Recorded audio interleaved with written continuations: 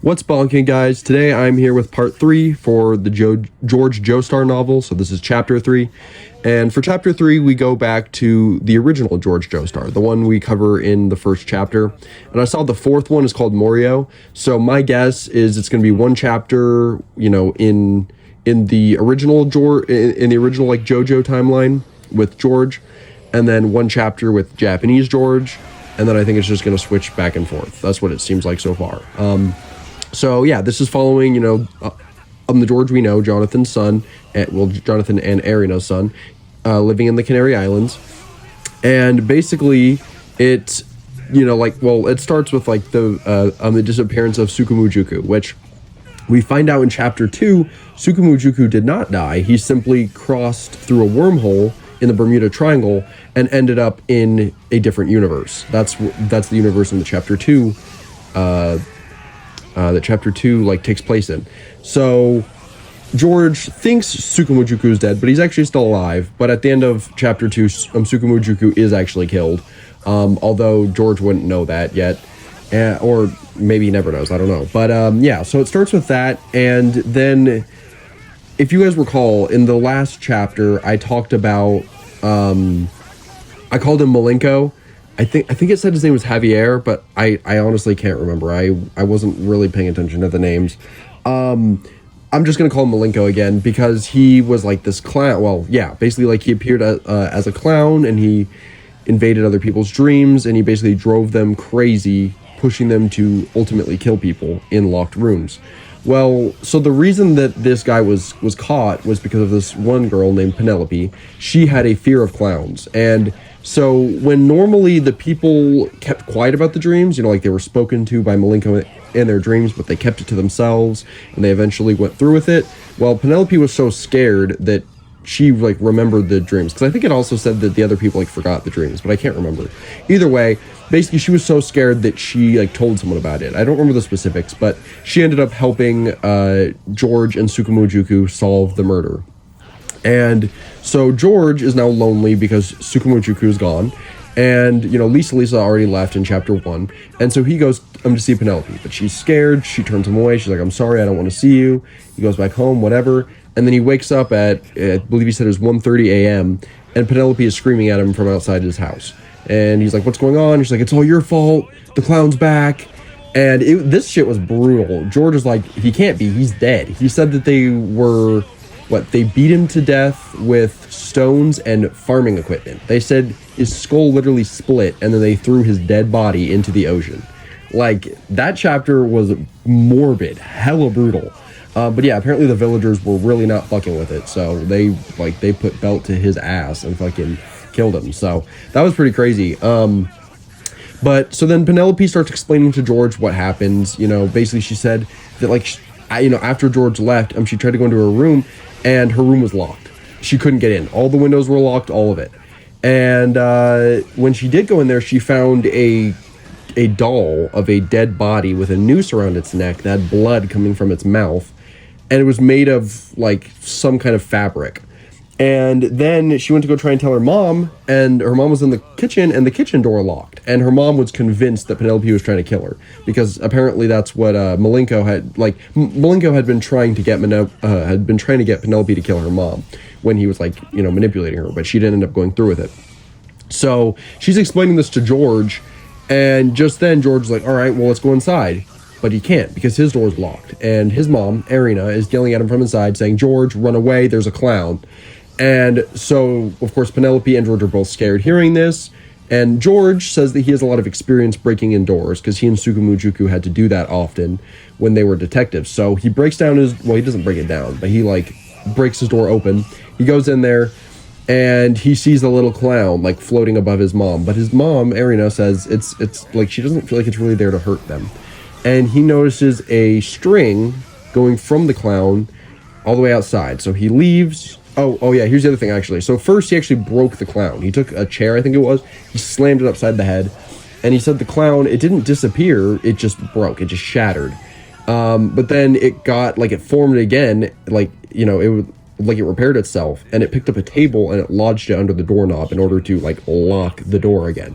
So, after he moves the table, he goes out and he notices that the string is connected to Penelope. So for whatever reason, I'm guessing this is a stand. She also developed an ability out of her trauma. That seems to be a reoccurring thing so far. We had the first kid, I think it was Antonio. I can't quite remember his name, but the kid that was bullying George, he developed the ability to shed all of his skin in one piece because his mom was like peeling his skin off of him. And then the second guy, Malenko, he developed the ability to invade other people's dreams and coerce them into killing people because he had been assaulted by his mom and he felt trapped around her and all that. So George does directly draw a parallel saying this is the same thing. I do believe it to be a stand, just in a very twisted way.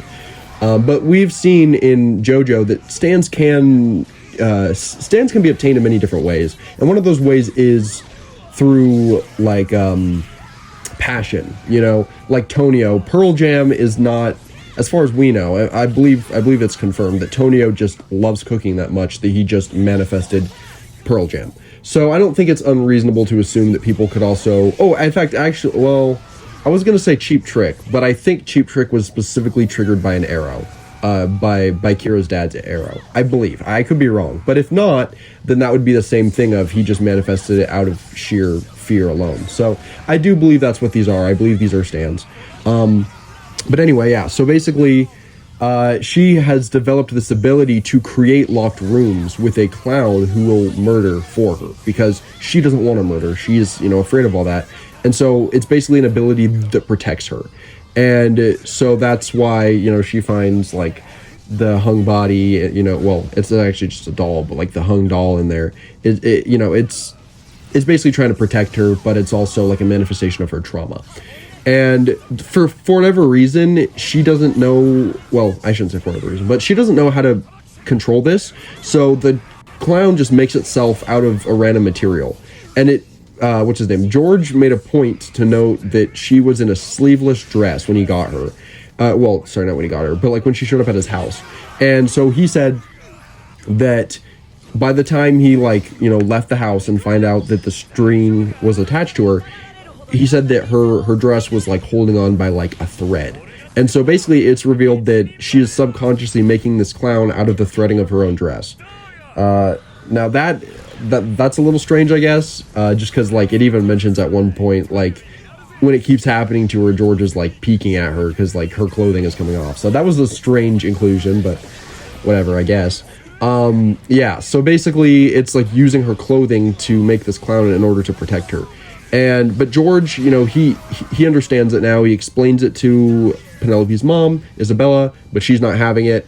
And he explains it to Arina and to Penelope. She's not quite understanding it either. But Penelope ends up living with them for a little bit, and she Penelope gets a job, and George takes her to work and all that. And George is trying to help her get more used to it. And he says that locked rooms are starting to appear less and less often because she's becoming more at peace and she's kind of understanding what's actually going on. So it's not nearly as much of a problem. And then one day Penelope says, George, I know you haven't been coming with me anymore, but I need you to walk me to work. I feel like someone's following me. And so they go, and that's where they meet Penelope's ex. So it also mentioned Penelope's ex earlier in the chapter. He was abusive. He would sell Penelope's shit, and she would he was trying to turn her and her mom against each other. He was doing all this shit. And so then they see him, but now he's different. He was they said basically he saw Penelope as an object, but now he was not the same. He was afraid. He was like, Penelope, you need to listen to me. You need to help me. Blah, blah, blah. He was seeing some dark figure with wings. I think it was something along those lines, but he was being he basically felt like he was being haunted. And, so Penelope wasn't having any of it. She didn't care. She's like, you didn't listen to me with all the clown shit. I'm not going to listen to you now. This is what you deserve. And then her boyfriend, I forget his name, he kept Edvard, I think it was Edvard, something like that.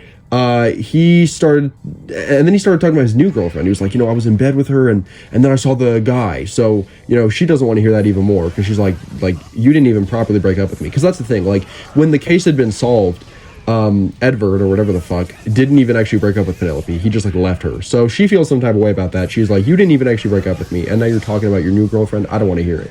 But Edward's trying to explain what's going on with this like dark figure, and she's getting so angry. She's even telling him, she's like, I'm gonna kill you. I'm gonna kill you. Shut up. And George is like he doesn't know what to do. But he notices walls start protruding around Edward. So I thought it said they were made of dirt, but then I think it said they're made of grass, but that there's dirt like holding it together. So like imagine, you know, like a Minecraft like dirt block house. It like that's basically what it said was happening. So dirt is like forming walls around Edward to form a locked room.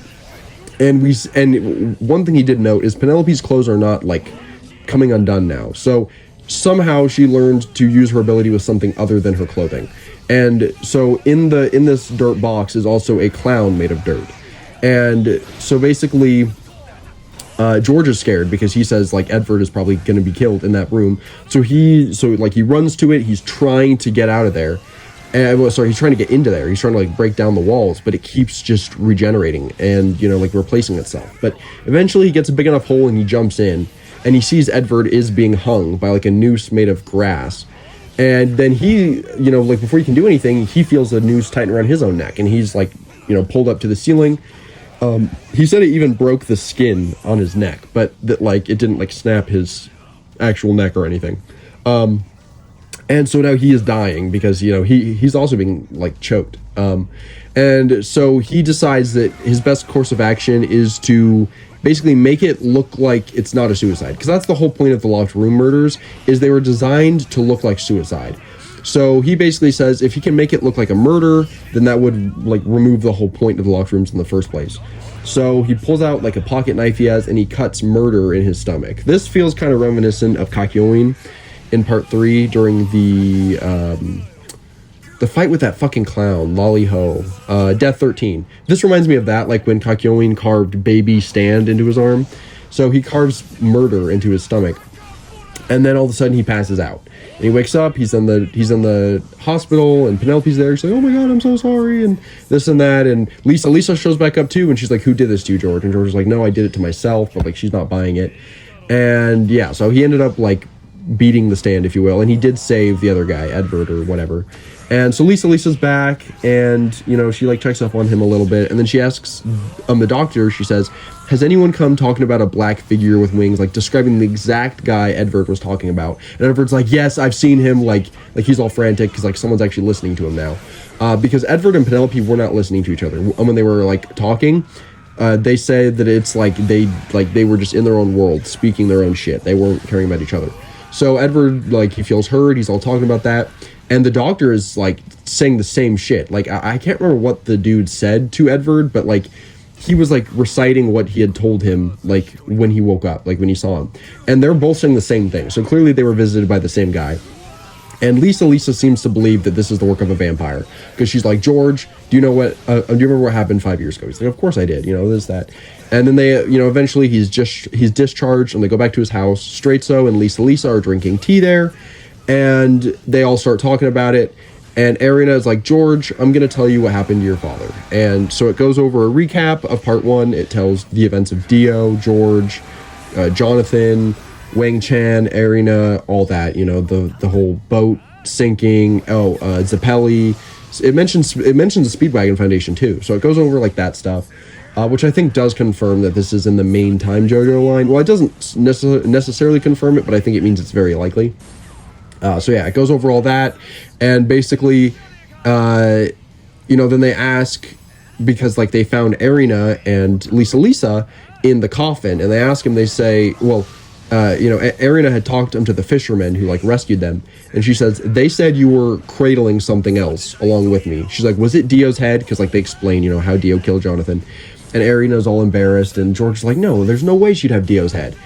And they also explain how the coffin that she was found in was strange, how it was like specifically made to protect the contents from the sun and from, you know, other shit outside.